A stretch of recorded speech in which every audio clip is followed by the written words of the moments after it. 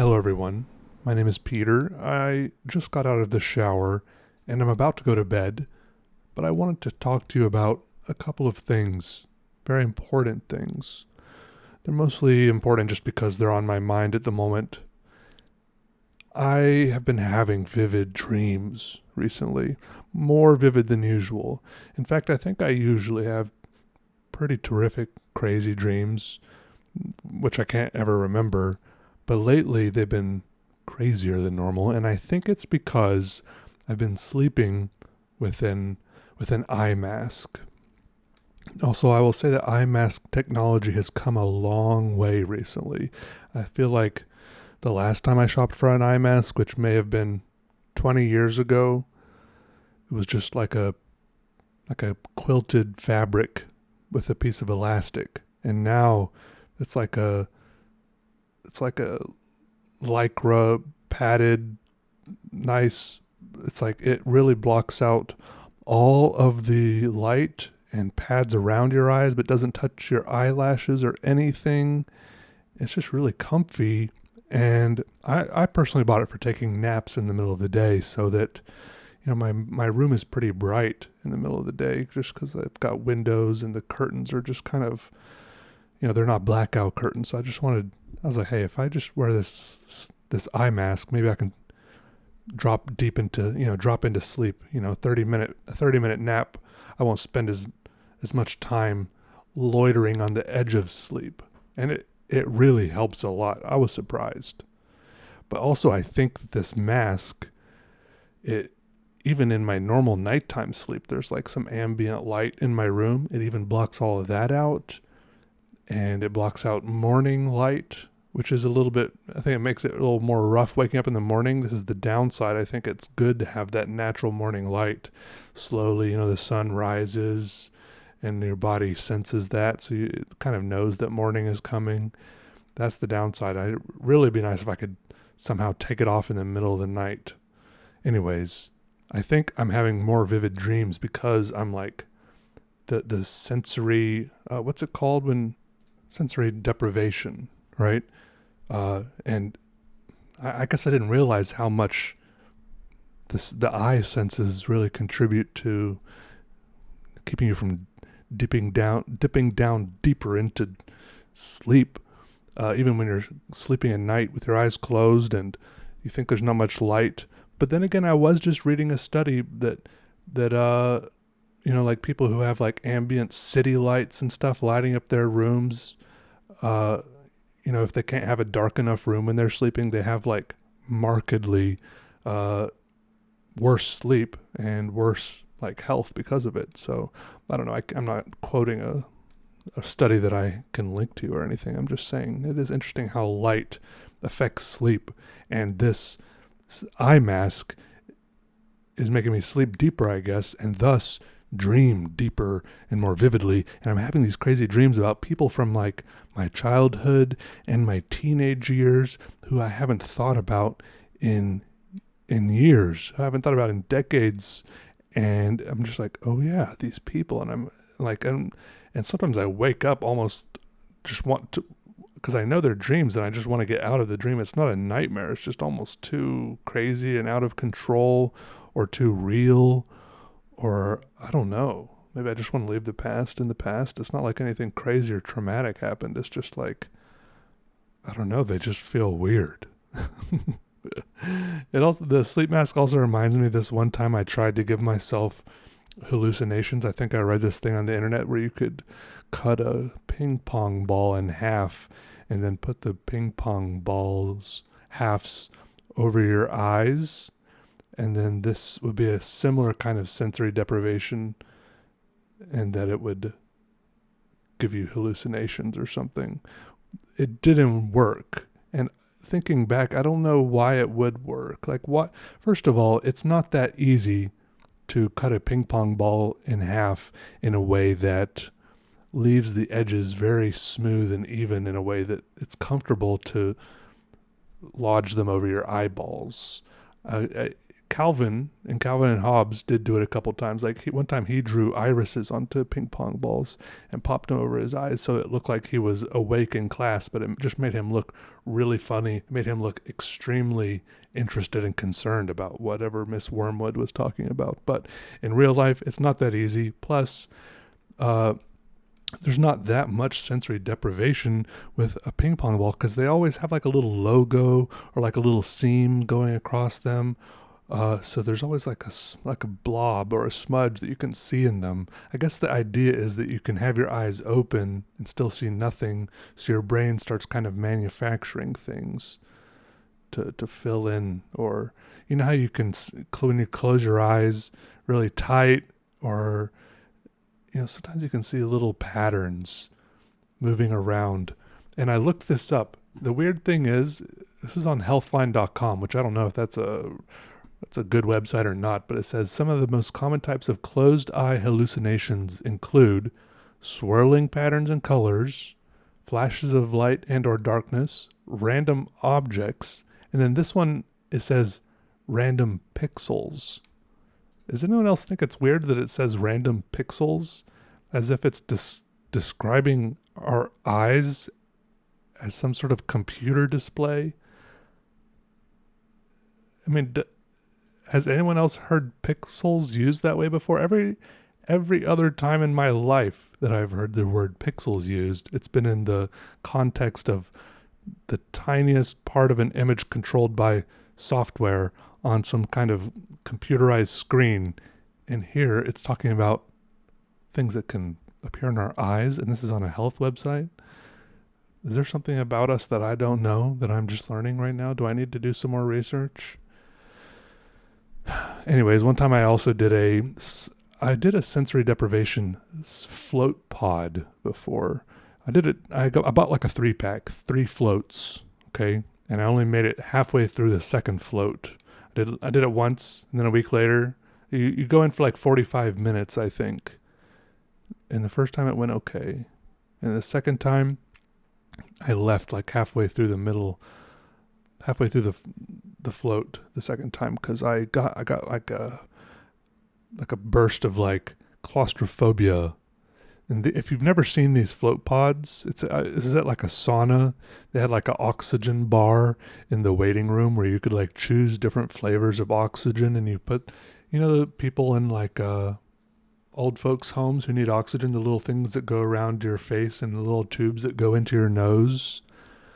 You could choose your own like flavor of oxygen, and they give you straight oxygen into your nose. It's supposed to like be good for you or calm you down.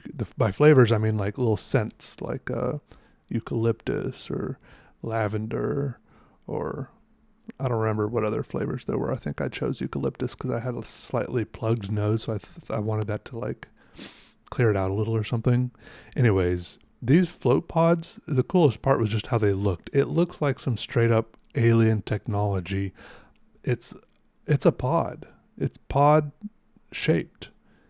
And it's a big white round thing made entirely of curves in a big square tiled room where you go and you got to shower off first because they put like 200 pounds of salt in like 2 or 3 inches of water in this pod so that you float in it. It's extremely salty water, and you float in it.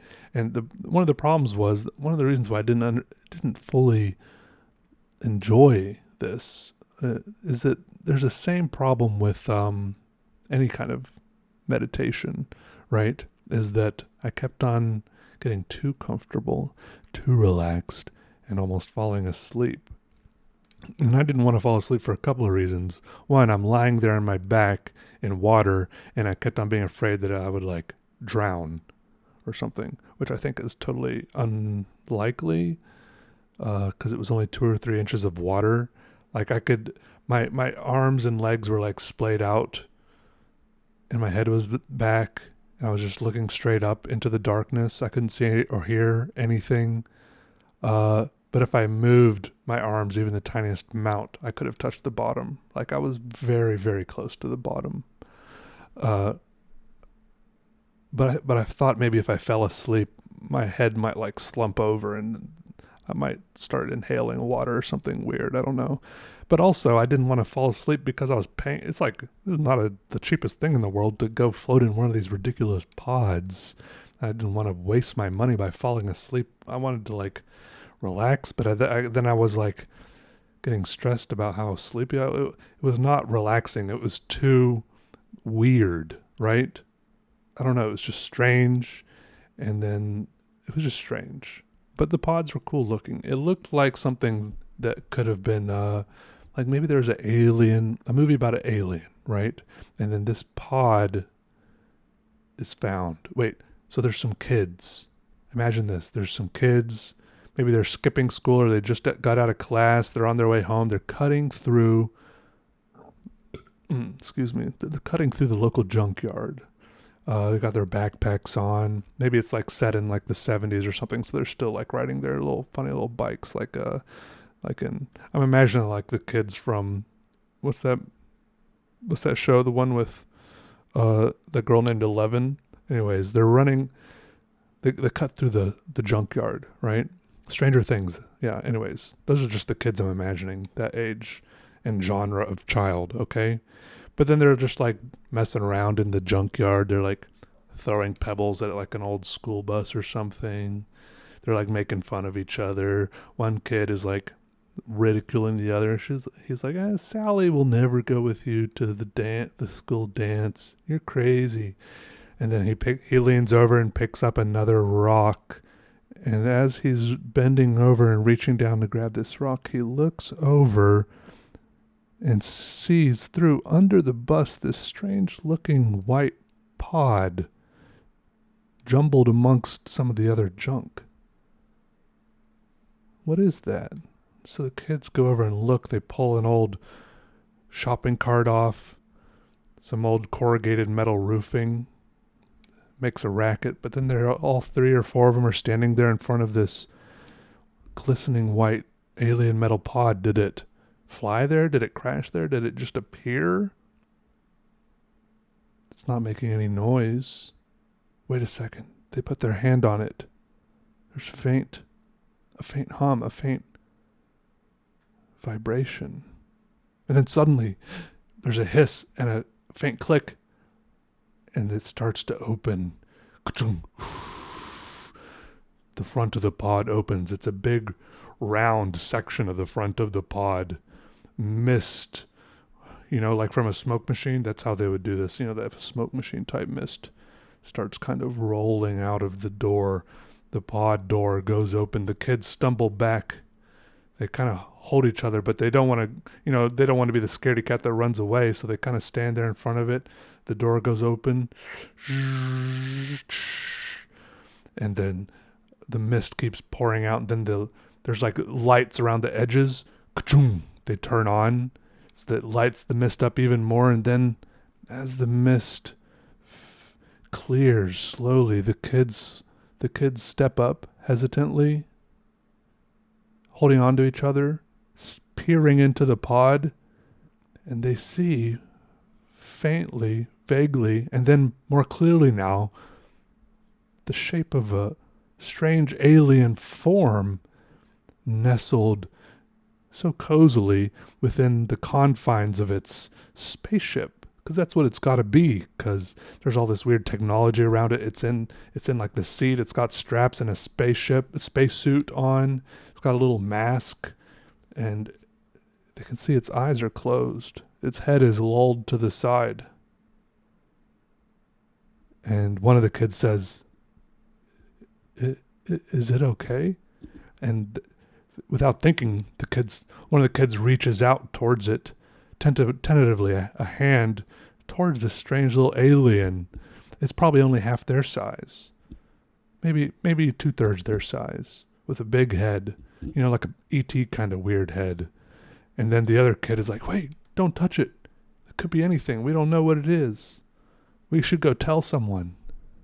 And then the second kid encourages the first kid and says like, "We should see if it's alive or something, And then of course there's some kind of jump scare where they're like trying to touch it, and it like leaps to life. It like jumps up and stares at them or something, and they scream and jump back, and they either run away or I don't know. I have to think about that part. What do you guys think happens when the alien, I don't know if it was unconscious or just playing with them or what. Does it make friends with the kids, or is the alien some sort of cold-blooded monster? Is this a horror movie or a weird, a feel-good sci-fi movie? I haven't decided yet. That's the problem. Anyways, I didn't mean to talk so long about that. But thanks for watching, everyone. My name's Peter, and I'm going to go brush my teeth and go to bed now and put my eye mask on and dream some crazy dreams. So wish me luck. Maybe I'll see you there. Goodbye.